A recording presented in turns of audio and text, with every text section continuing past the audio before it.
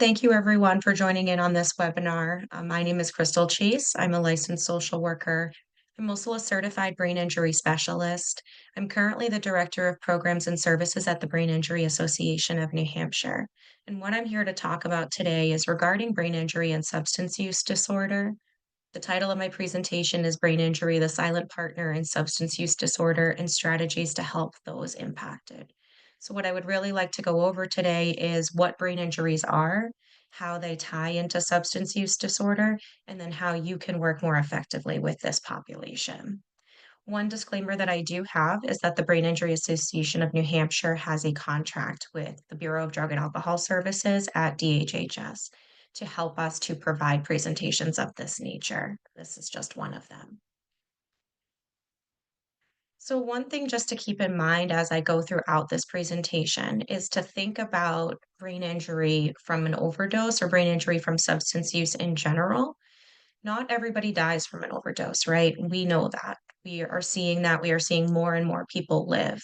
But when you've had an overdose, there is a potential that you've developed a brain injury as a result of that overdose. And we'll talk about that in more detail, but that's just something to keep in mind. What I am hoping for you in this presentation is to be able to identify the link between brain injury and substance use disorder.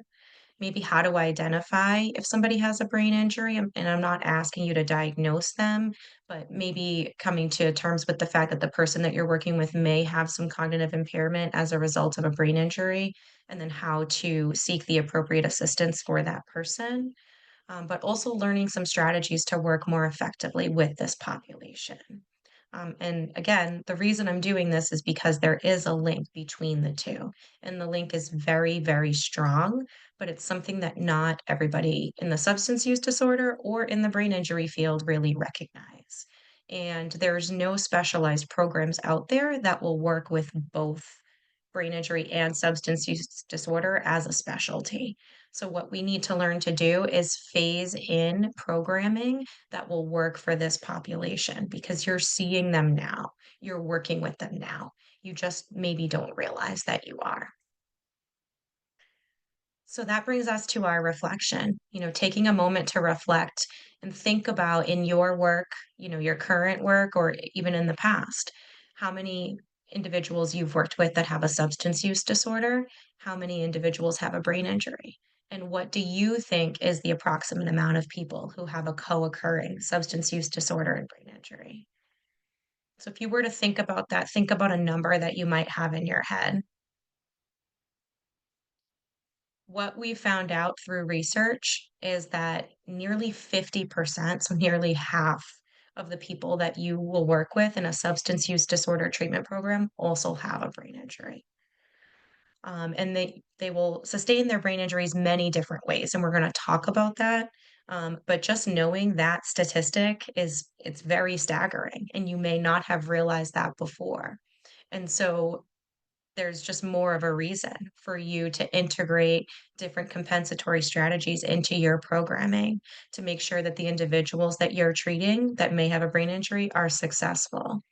And one thing I'll talk about is the fact that the things that you will incorporate into your work with these individuals is not only going to benefit people with brain injuries, it's going to benefit everybody in your program.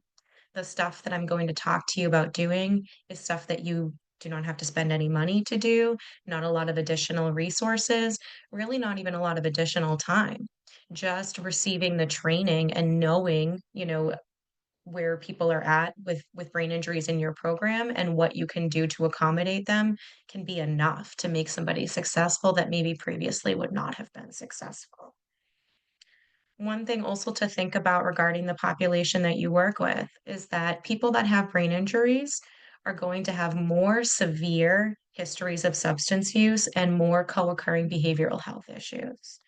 As many as 75% of people seeking services for mental health and substance use disorder have a brain injury. So that's another really staggering statistic. So let's talk about a brain injury and what it is and what we're actually referring to when we say brain injury. Because when I say brain injury, most people think of a traumatic brain injury. They think of somebody getting hit in the head or having a fall, but there are multiple types of brain injuries out there. And so many people do not make the link that a stroke is a brain injury, for example, or multiple sclerosis is a brain injury. A lot of people are not making those links, and so they're not self-identifying as somebody with a brain injury because they'll say, "Well, I've never hit my head. I've never, been knocked out or anything like that." But that is not what we're talking about here. That's just one type of brain injury. One thing we're focused on, we're primarily focused on is an acquired brain injury. And this is ABI.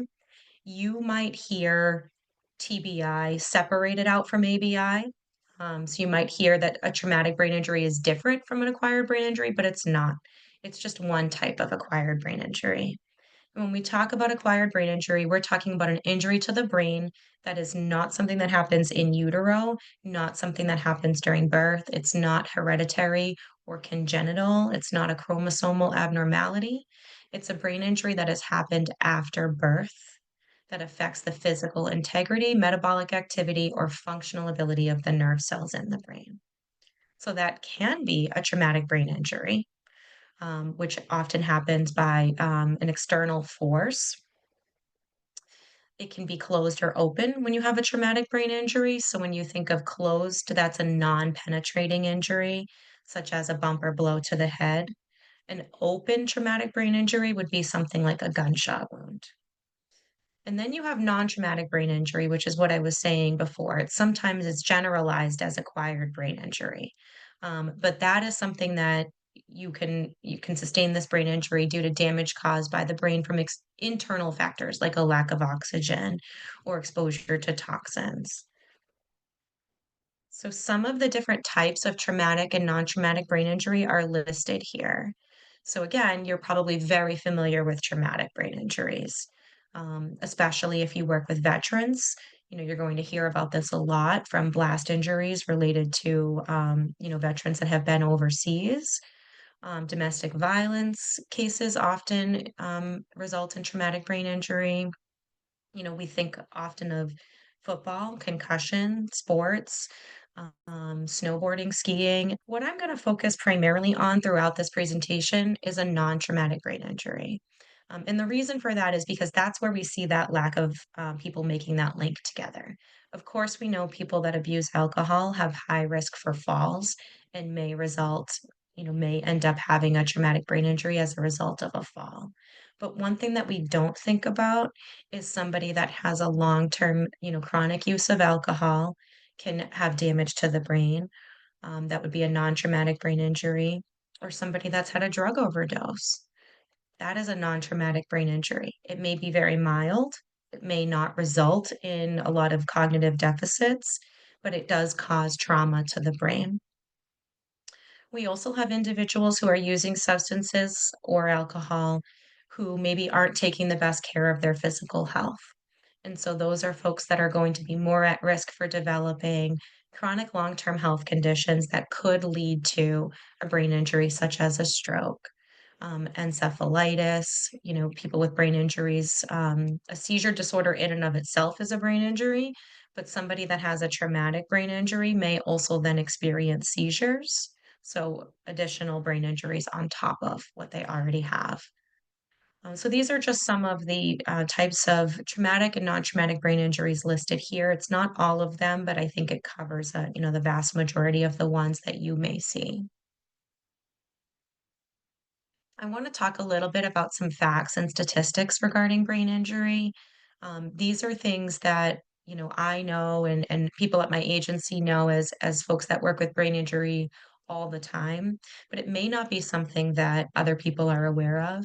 But brain injuries are the leading cause of death and disability worldwide. And when I tell people that, it's usually pretty shocking to them. When you really sit down and think about it, it makes total sense. When I go over all of the different things later on in the presentation, all of the different symptoms and impacts that brain injuries have on somebody's life, you can understand why it would be the leading cause of disability because the side effects, the symptoms are so debilitating. One thing that I, kind of just mentioned is people that develop seizure disorders after a traumatic brain injury. So TBI is the leading cause of seizure disorder, not epilepsy. I think the statistic is somewhere around 70% of people with a TBI will develop a seizure disorder or will have a seizure after a TBI. Approximately 1.7 to 3.8 million new TBIs happen every year, just in the US, which is it's just absolutely horrifying to think about. And then we have about 800,000 non-traumatic brain injuries each year. And those are mostly strokes, but there are obviously other things like aneurysms, toxic exposure, near drownings, those kinds of things. Males are at higher risks than females for all types of brain injuries. The highest rates of brain injuries occur between ages 15 to 24 or over age 75. In the 15 to 24 age range, we're really looking at motor vehicle accidents as being a primary cause of brain injuries during that time. And then over age 75, we're looking at falls as being a high cause of brain injury. But motor vehicle accidents in general are accounting for about 50% of all TBIs.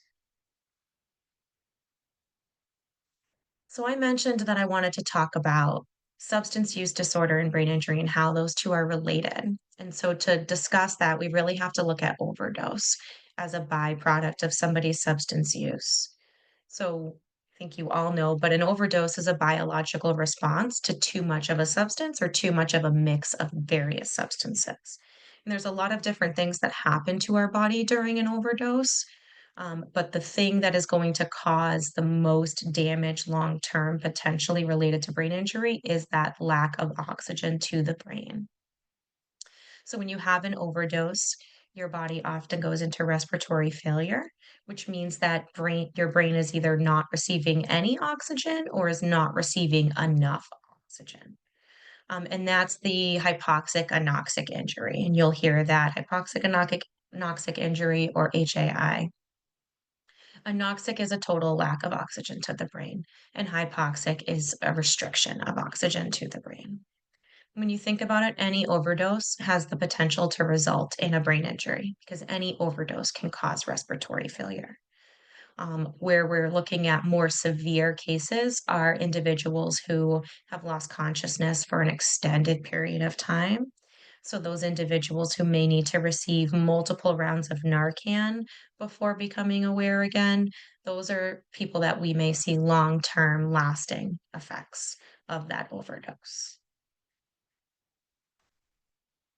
So, why is this important? Why do we want to talk about this?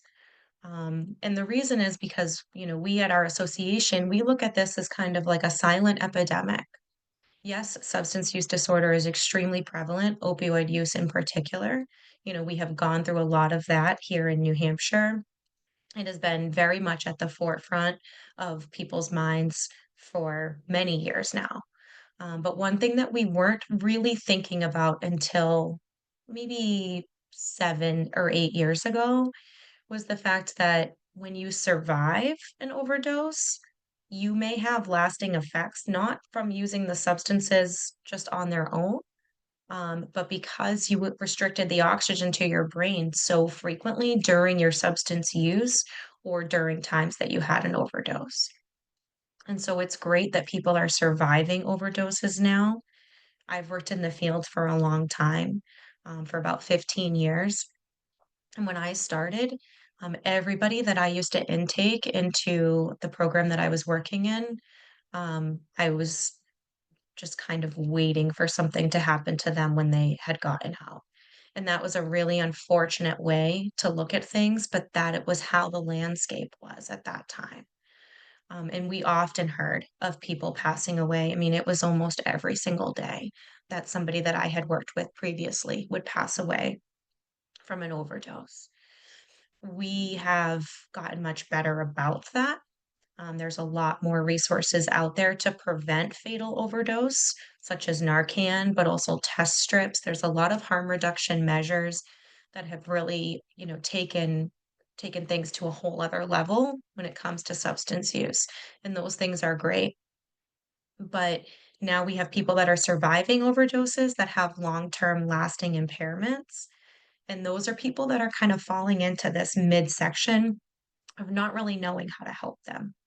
So we are seeing an increasing number of survivors that need extended medical treatment, rehab, or even just lifelong support from family and friends. When we look at individuals who have overdosed, we say about 90% of individuals who have had an overdose have some level of brain trauma. Now, that brain trauma may be very minor or it may be very severe. Brain injury is absolutely a spectrum, and we're going to discuss that as well.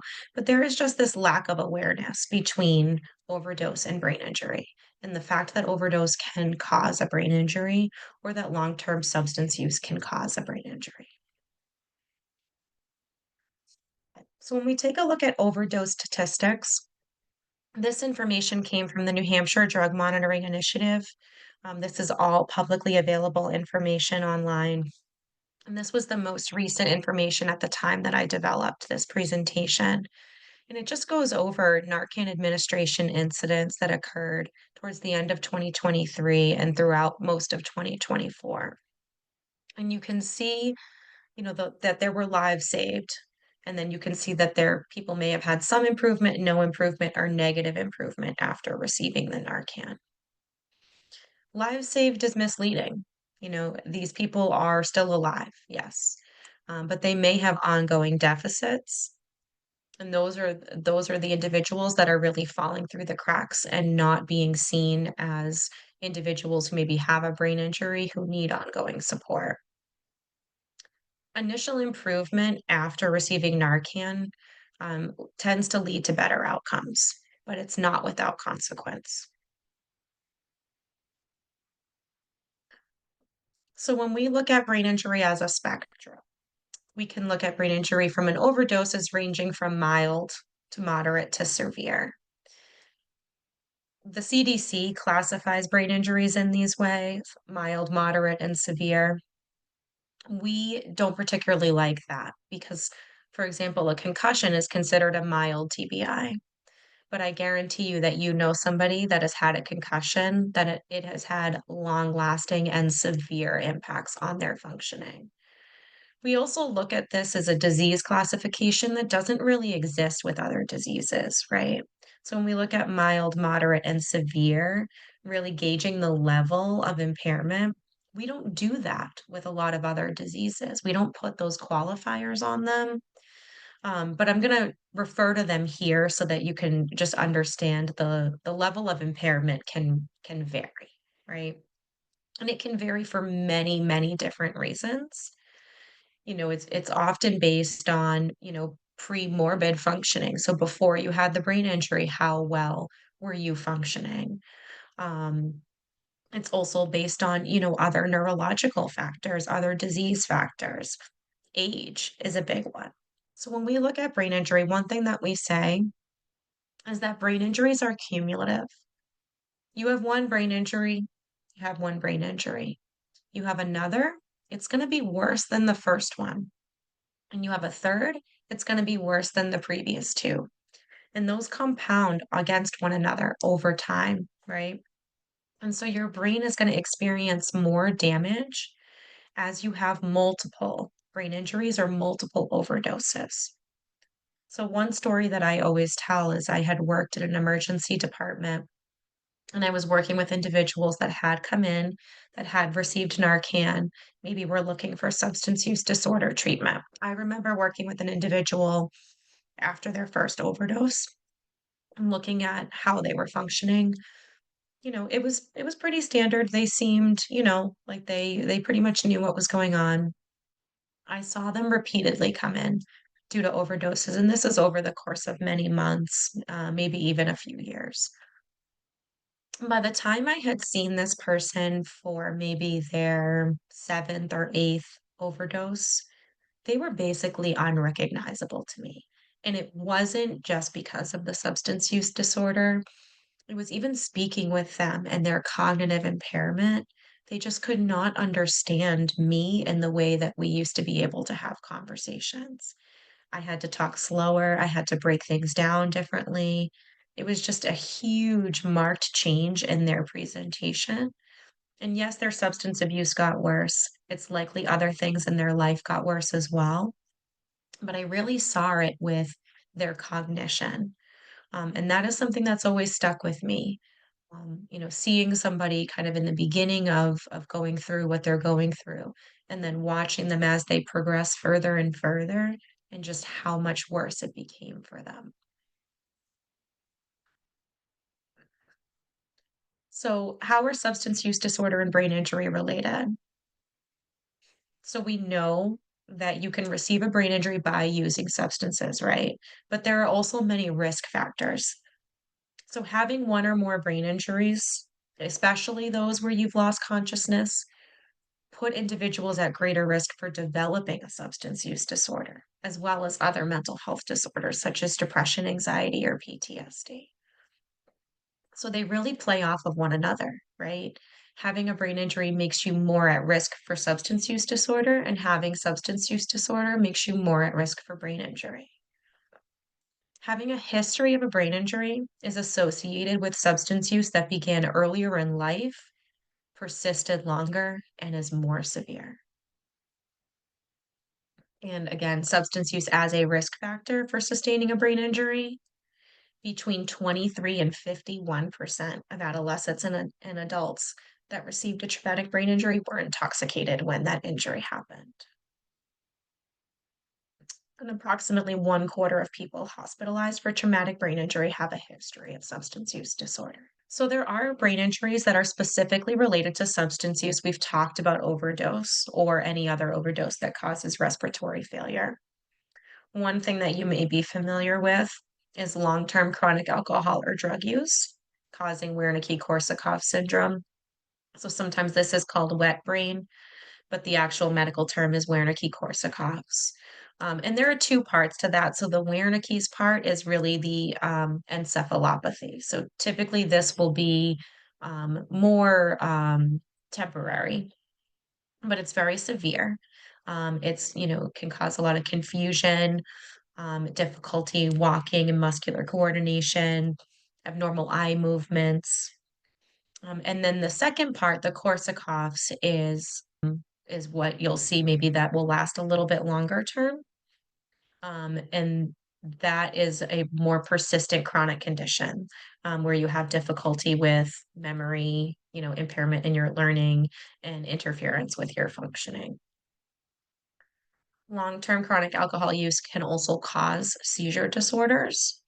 And we also know that people that are withdrawing from alcohol, that are not doing that under medical supervision, are at high risk for having a stroke or a seizure as the result of alcohol withdrawal. And then we also have traumatic brain injuries related to use.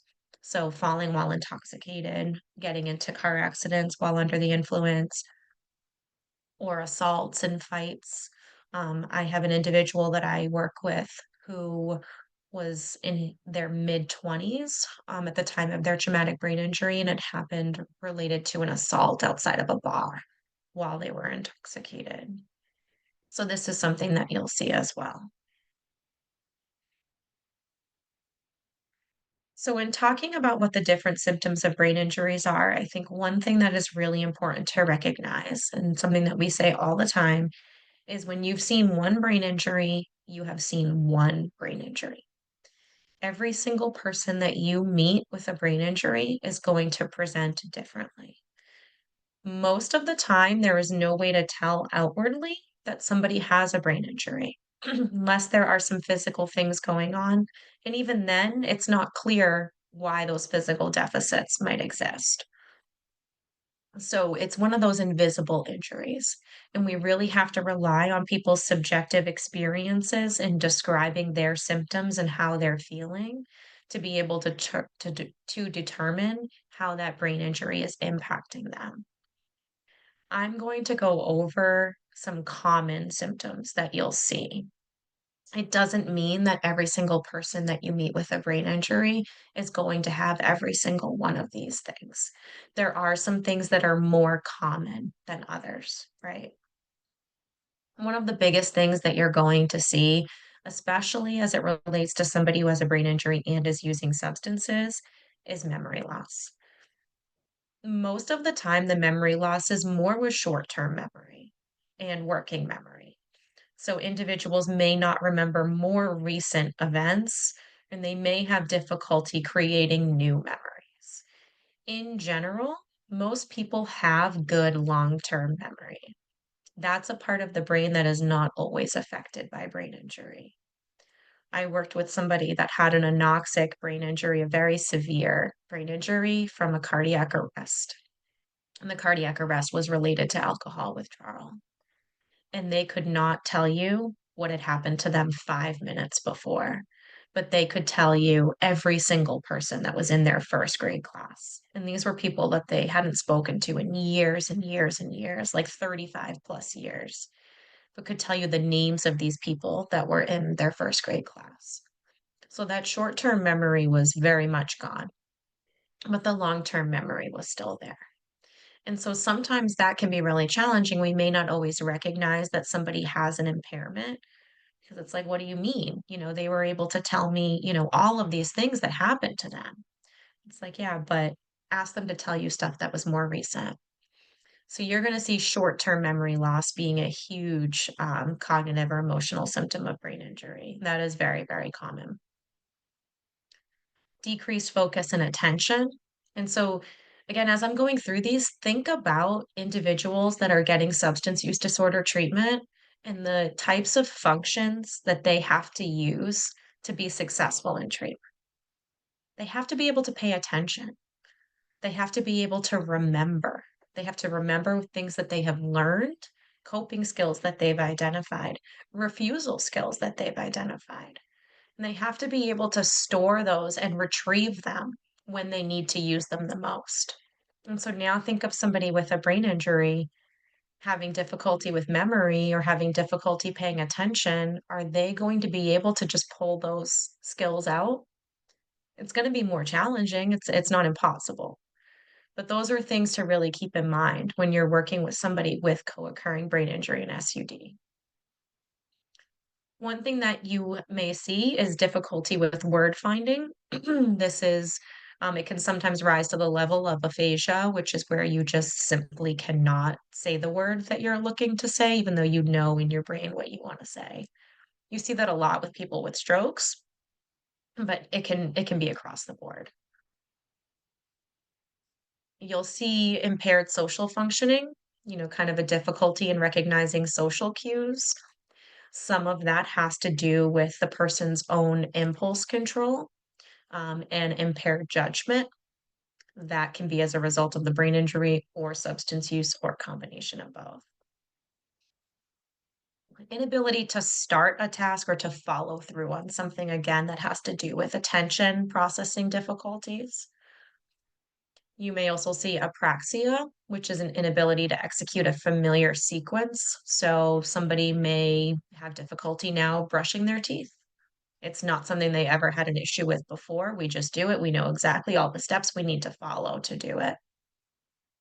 But you may see that with somebody with a brain injury, just kind of midway through something that is very familiar, just forget how to do what they're supposed to do there. And then one of the more challenging symptoms to manage, behavioral or emotional dysregulation. Oftentimes, you will see mood or personality changes. Might see some anger. You might see some impulsivity. One thing that we tell people to think about is what was the person like before their brain injury? Most of the time, they're still going to be that person, but some of those things that they dealt with beforehand might be magnified.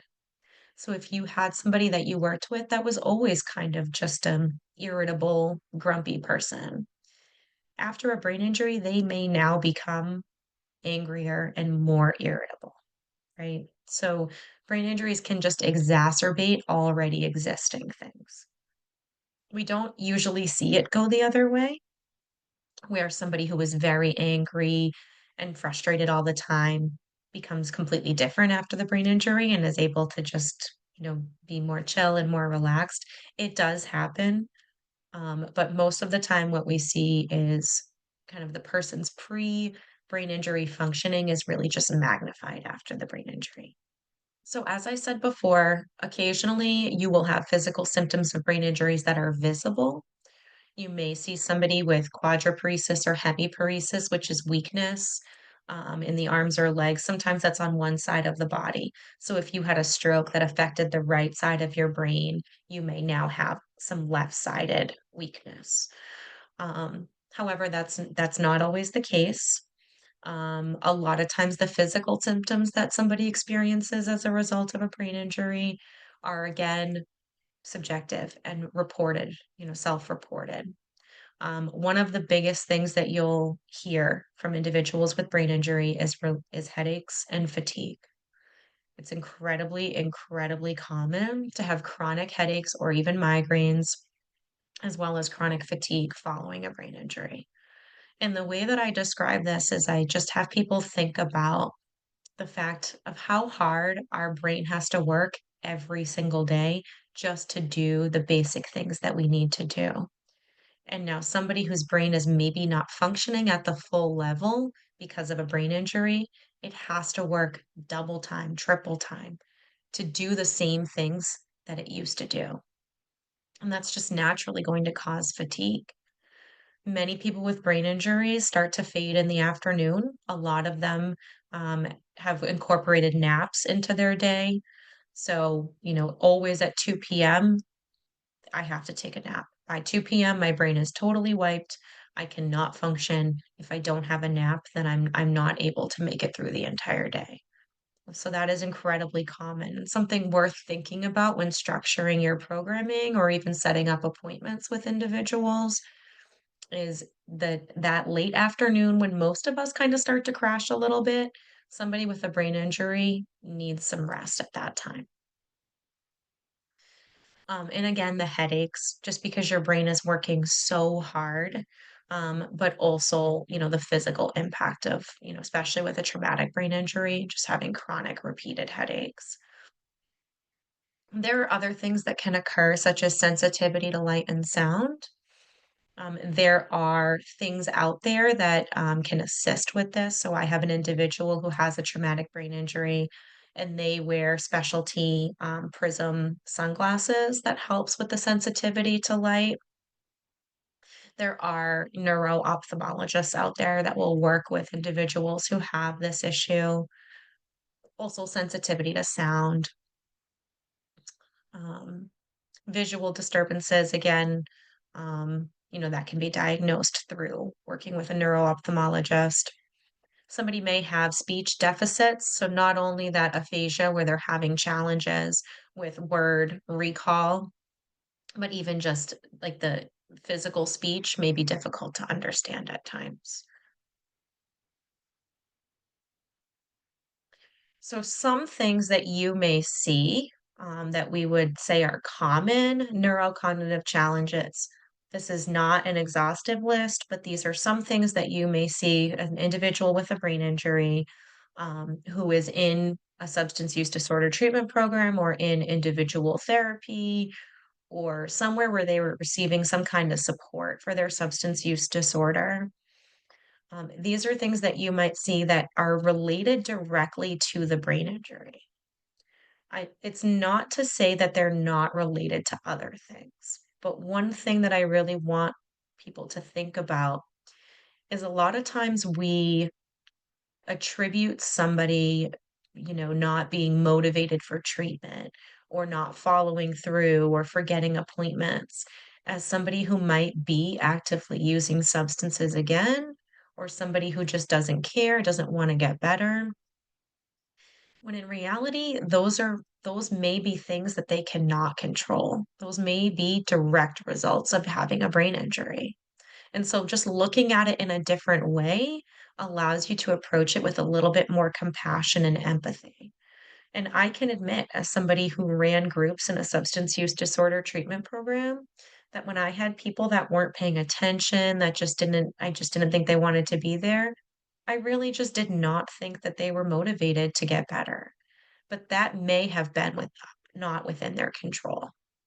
And so it's just something to think about and have in the back of your mind when you're thinking about 50% of people in your program may have a brain injury. I'm not going to go through the entire list. You can read it here, but some of the major things, just that lack of motivation, difficulty learning new information, impulsivity, arriving late, giving up on tasks, underestimating or overestimating abilities, very rigid thought process, poor social interactions. And these are things that when you're looking at running a group treatment setting, that can be very, very impactful to how the group functions, right? So if you have somebody that has a brain injury that has difficulty with their inhibitions and impulse control, and they may be very dominating in the group, constantly interrupting, saying things that are just really wildly inappropriate. That can throw the entire milieu of your group completely off. And that's something that is really difficult to manage. So, just something again to think about. Maybe as the result of a brain injury, there are ways to address it that we're going to talk about. But again, just having some perspective of where this might be coming from. So, if you think that somebody that is in your program may have a brain injury that is maybe not diagnosed, we're going to talk a little bit about screening in a minute. You definitely want to refer them. You do not want to be doing the diagnosing yourself. You want to refer them to a medical consultation. You can refer them back to their PCP. Their PCP may want them to see a neurologist. And then they could also get something that's called a neuropsychological evaluation or neuropsych eval. Those are generally done by PhDs, and those are extensive, hours long evaluations with testing on memory and intelligence and recall and attention. And that will help to outline maybe what specific challenges that individual experiences, and it will also typically give you some tips for working with that individual. Okay. So, how does having a brain injury affect treatment?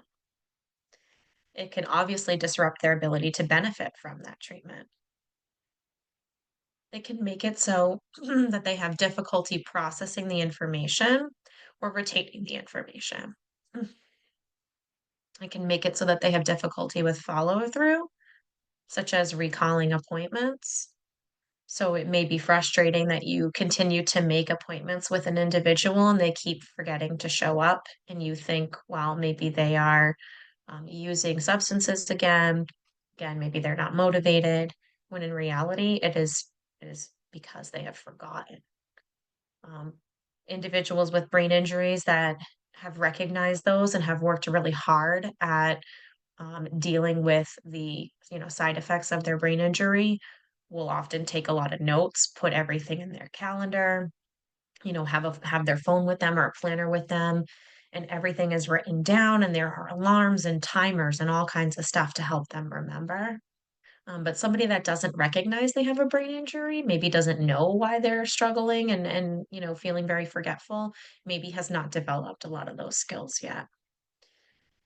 Again, like we discussed, that inhibition and impulse control.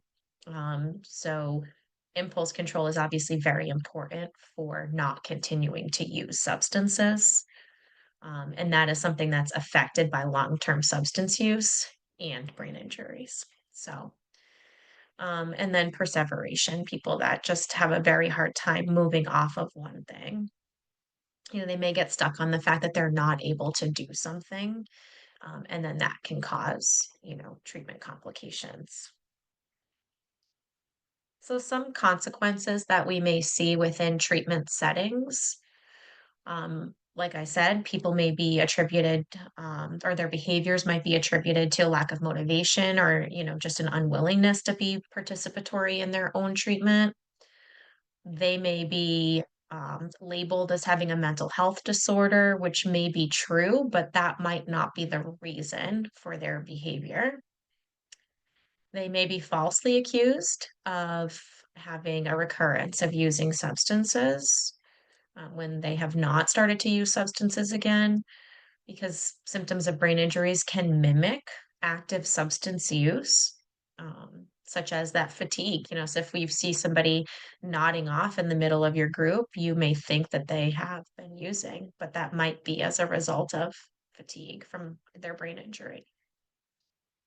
The individual or the clinician or the program may prematurely end treatment as the result of some of these things. Lack of accommodations for individuals with brain injuries would lead them to an inability to achieve certain goals within the program. So, a lot of times I think about individuals who have to do a certain number of mutual help meetings, and they may have extreme difficulty getting to those meetings because of their brain injury, because of their ability to plan, transport themselves, any number of things that go into needing to attend this meeting, may be all directly related to cognitive impacts from their brain injury. And that might lead them to not be able to achieve the program's therapeutic goals. And we don't want programs or individuals to think that they cannot complete standard substance use disorder treatment because of their brain injury.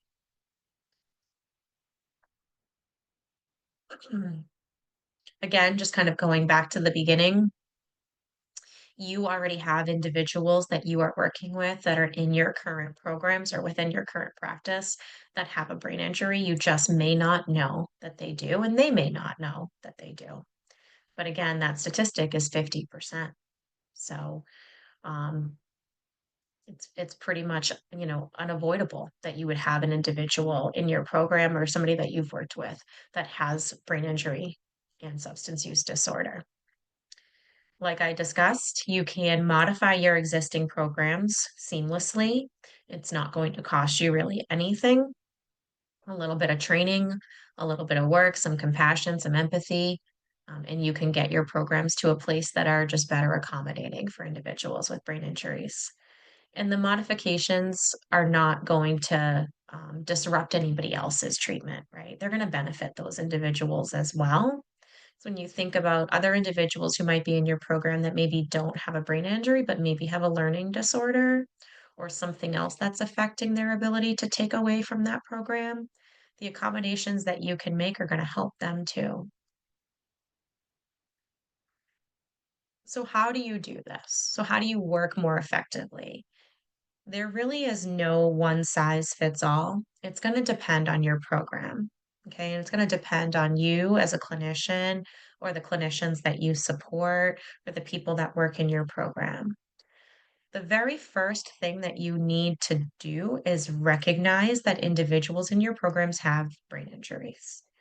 You can use that as kind of a general, maybe half of these people have brain injuries and not really choose to focus on one person or another, or you can incorporate some screening protocols into your intake, or your biopsychosocial assessments that would help you kind of tease out, yeah, maybe this person does have a brain injury. You can give them referral for additional support. Um, but even just knowing that that might be there, say, okay, now I can make some changes to how I work with this individual. And we call those things compensatory strategies, right? Because we're not going to fix somebody's memory. We're not going to fix their ability to focus, or pay attention, but we can incorporate compensatory strategies into our work with them that will allow them to be more effective in their treatment. And a focus on overall wellness. We discussed physical symptoms of brain injuries.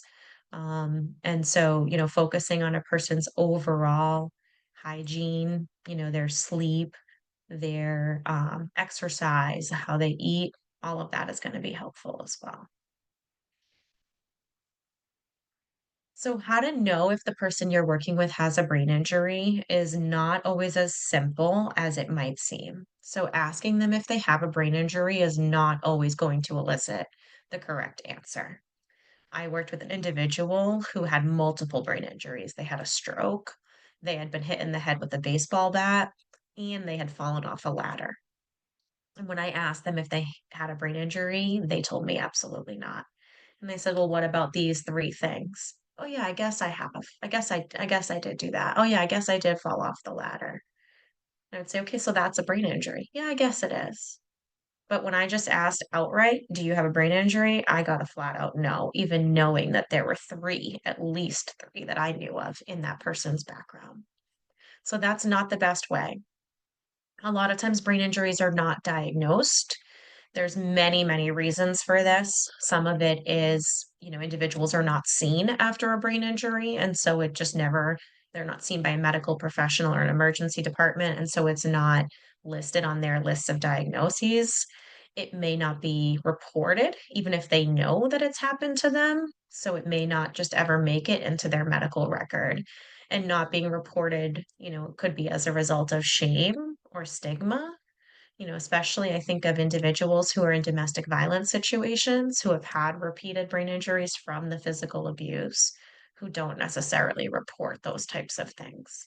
And so you may meet an individual who has multiple concussions or multiple TBIs from domestic violence who hasn't reported any of that. So just asking flat out that question is not always going to get you what you're looking for. Again, keeping your 50% statistic in mind, knowing that half of the individuals you see are probably going to have some type of brain injury in their lifetime, in their history. And then there are other things that you can do. There are other questions that you can ask or screening tools that you can use. Again, one thing to think about, those symptoms mimicking active use or even mimicking like very post-acute withdrawal, so very recent active use. You really want to make sure that what you're seeing is related to brain injury or not, because there are people that do have a recurrence of use, and so that is something that needs to be addressed. So you really have to kind of look at the symptoms, determine where they're coming from, and so that way you can move forward appropriately with that person.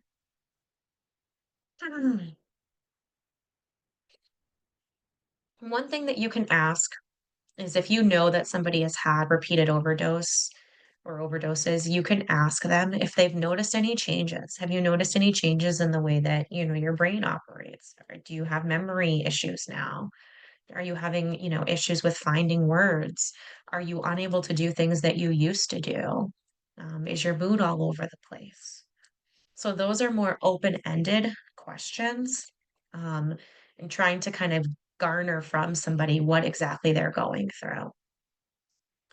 Couple of questions that we use during brain injury screening. Have you ever been knocked out? Have you ever hit your head so hard you saw stars? Have you ever passed out for a period of time when you were using? Have you ever fallen and hit your head? Instead of just saying, "Do you have a brain injury?" Because have you ever been knocked out? Have you ever fallen and hit your head? Those are going to result in brain injuries most of the time, right? But you're not just asking, "Do you have a brain injury?" You wanna try to ask open-ended questions. You wanna try to get that information organically. You don't wanna be just scrolling down a list. Do you have this? Do you have that? You wanna, really get to know the person, their history, and then see if you can play off of what they've told you as a part of their history. So if somebody mentions to you that they, have often gotten into bar fights because they were under the influence, that's then a stepping stone for you to ask additional questions. How bad did they get? Were you ever knocked out? Were you ever seen in the hospital for one of the fights that you got into? So you can then really try to get more information from that. If you have medical documentation from somebody, that's always great if it has information about the brain injury in there. I just don't want you to rely on that because that's not always the case. The kind of premier brain injury screening tool comes out of Ohio State University from Dr. John Corrigan. This is available online very easily. If you just Google OSU TBI, you will find it. It's a pretty formal screening tool. You ask different questions, you score things up. It's 2 pages. You don't have to use this entire screening tool.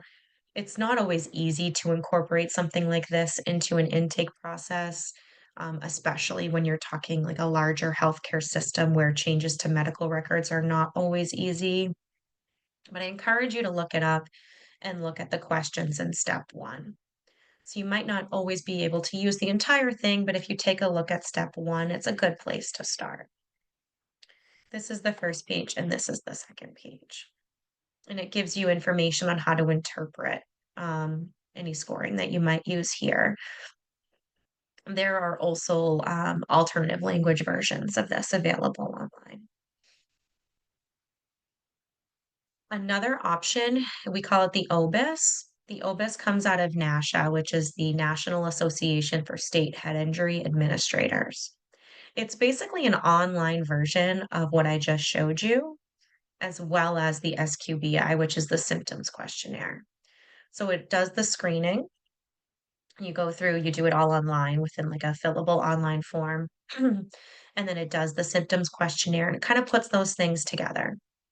If somebody ends up being screened as positive, it will say that there's a likely, chance that this person has a brain injury. And based on the symptoms that they reported, you may also receive tip sheets on how to work with that individual. The individual may also receive tip sheets on how they can manage those symptoms themselves. So it's kind of two-pronged there. Both the person administering the screening and the person receiving it can get some information on how to better manage their symptoms. The Brain Injury Association of New Hampshire, we currently have a partner project going with the Mental Health Center of Greater Manchester and the Center for Life Management on using the OBIS on their population. Another good brain injury screening tool, this is kind of just a quick one, is the acronym of HELPS. So, what HELP stands for, have you ever hit your head, visited the emergency room, lost consciousness, experienced problems since you hit your head, or had significant sicknesses? And so, those are different questions that you can ask again to kind of garner whether somebody has obtained a brain injury or not, and kind of just an easy moniker to remember. Okay, so now we're going to get to strategies for working with this population. Again, the stuff that you do here that you incorporate into your work can benefit everybody. And it's not going to be a big ask or a big lift. So, just a couple of things to go through, being very concrete and using visual aids. If we think about some of the most debilitating brain injury symptoms related to memory impairment, executive functioning, focus, attention, if they have something that is concrete that they can take home and look back on, or they're allowed to take notes, or they're allowed to record, those things are very, very, very helpful. I work with an individual that has a traumatic brain injury from a car accident while under the influence, and they write everything down, every single thing you say. So sometimes you have to be careful with what you say. But that is how they remember. They reference that notebook constantly. It's in their pocket. They bring it out all the time. Oh, yeah, you said this to me the other day. Okay, now I remember. And that is how they have learned how to manage their brain injury. So, allowing for that, allowing for people to take notes, but also providing those things yourself. If you're going over a concept, something within substance use disorder treatment, that has some kind of visual aid that you can provide to the individuals in your program or the person you're working with, that's going to be very helpful for them to reference back to later on. Introducing concepts or information kind of one at a time. So, not throwing so much at somebody that it becomes too difficult to absorb and they have to pick and choose which thing they want to be able to actually remember or draw from later on. So, one concept at a time, one idea at a time. I know in a lot of traditional intensive outpatient programs, these are programs that are 3, 4 hours long. Partial programs are 6 hours long. And so we're throwing a lot of information at individuals and we're expecting them to retain it all. If you've been in school a long time, those are things that you have adjusted to and, have learned, but a lot of the people that we're working with have not been in school in a very long time. And so to hear so many different concepts or ideas or things that they need to do can be really overwhelming. It might just cause them to kind of shut down completely and not remember any of it. So again, just introducing new things, new information, just one at a time and focus on the most important aspects of what you want somebody to take away from what you're discussing. Break things down. So if there are concepts that are a little bit more complicated or things that might require a little bit more critical thought, really kind of breaking them down, kind of chunking that information. You may repeat things multiple times. You may ask folks to repeat things back to you to show that they are listening and that they've understood what you've said. I often say, "Does that make sense what I said?" I'm not, and it's not, I'm testing them, but sometimes I don't know if the way that I've come across and what I'm explaining is making any sense. I think it might be, but to an individual who has a brain injury, it may not be. And so I'll ask them, is what I'm saying making sense? Like, am I explaining myself okay? And I can usually tell if somebody, if I get a couple of blank stares, I'm like, okay, let me rephrase how I want to say this. Again, structure is incredibly important for individuals with brain injuries because of that memory impairment, because of that difficulty in being able to adapt and modify. So if you keep things structured, they always know I meet with, my therapist every Tuesday at 2 p.m. You are going to have better success if it's consistent and structured. An IOP. My IOP runs from 9 a.m. to 12 p.m. I have a break every hour. So I have a break at 10 and 11. And they know that because those are things that are easy to remember because it's always the same.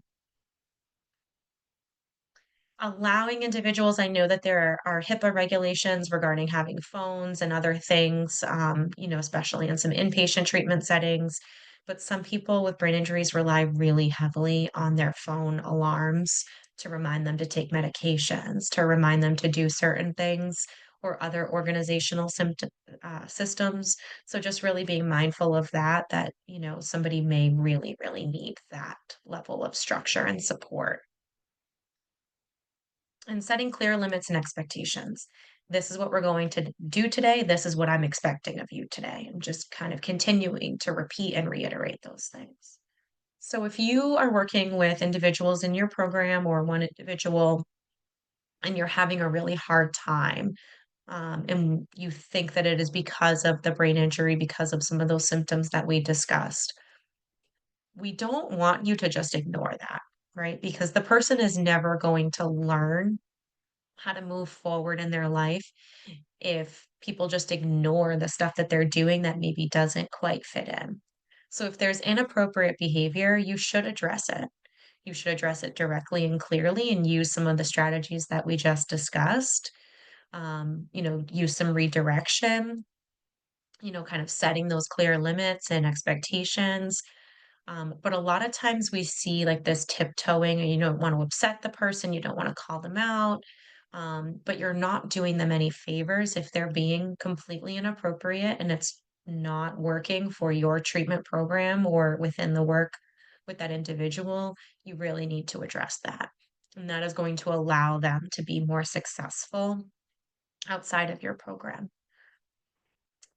You may need to provide some accommodations, like additional time for somebody to complete certain tasks or to respond to certain things.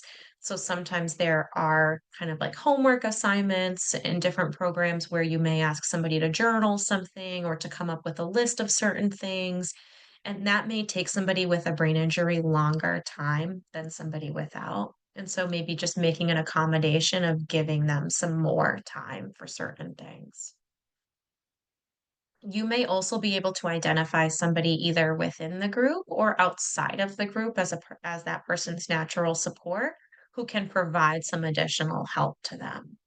So if you know that you're going to be providing, like a homework assignment where a person has to come up with a list of their triggers, right?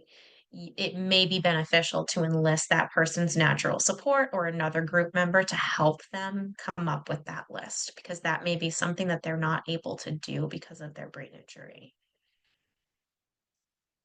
Paying attention to nonverbal cues, I think that as treatment, practitioners, we're very good at this. We're always really in tune to body language.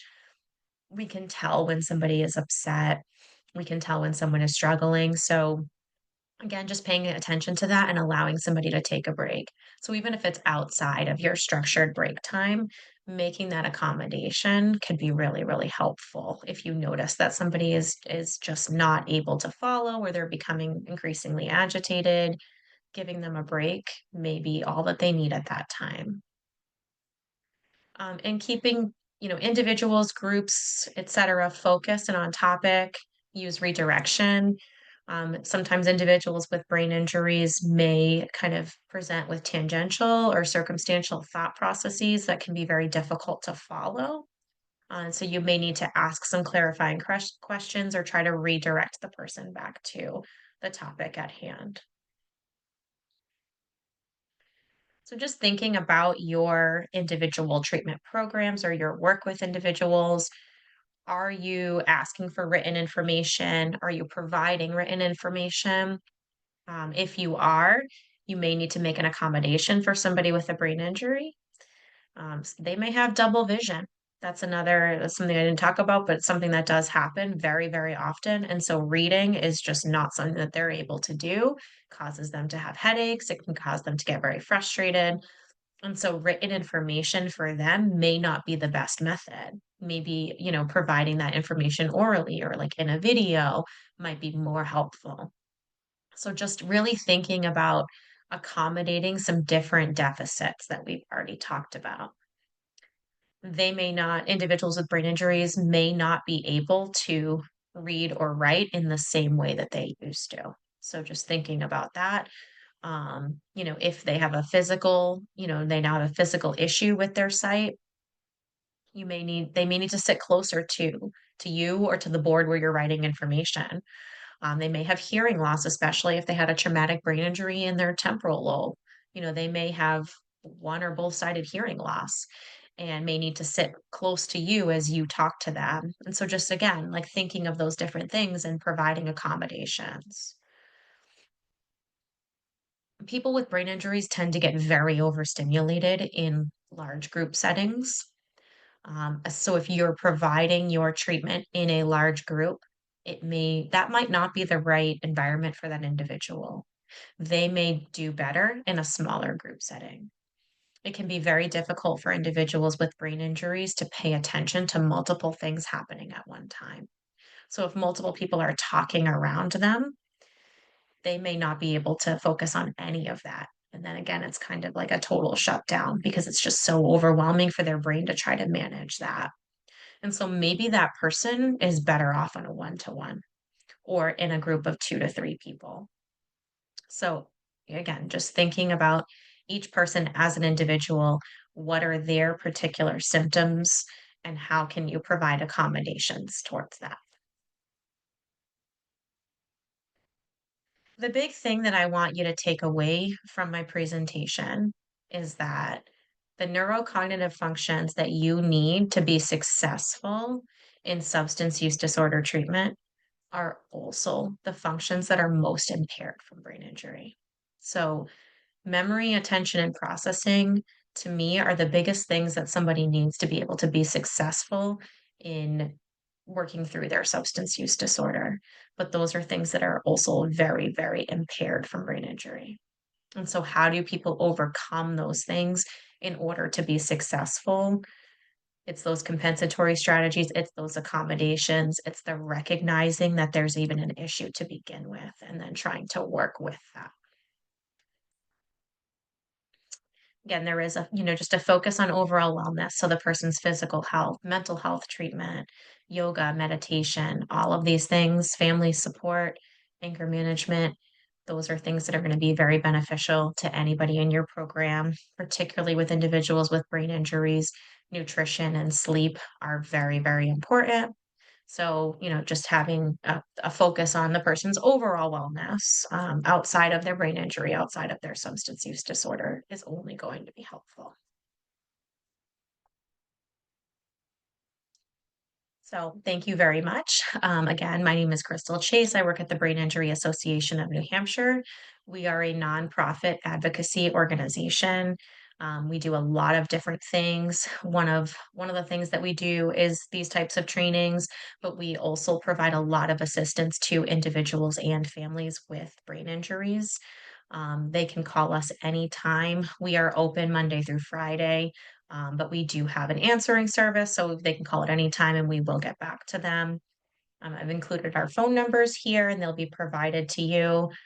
We have people that are designated to speak to individuals and families with brain injuries to provide resources, support, whatever it is that that person might need at that time. We try to help. We work across the entire state of New Hampshire. We have multiple people on staff that provide this type of assistance. There is a brain injury association or a brain injury alliance in just about every state of the country. So if somebody calls us and they're in New Hampshire, but their loved one is in, Massachusetts, we've got connections there. We can refer them. So don't hesitate to call. We take, thousands of phone calls a year. Our services are free, and we are just there to try to help, individuals and families with brain injuries. And these are my sources. Thank you very much.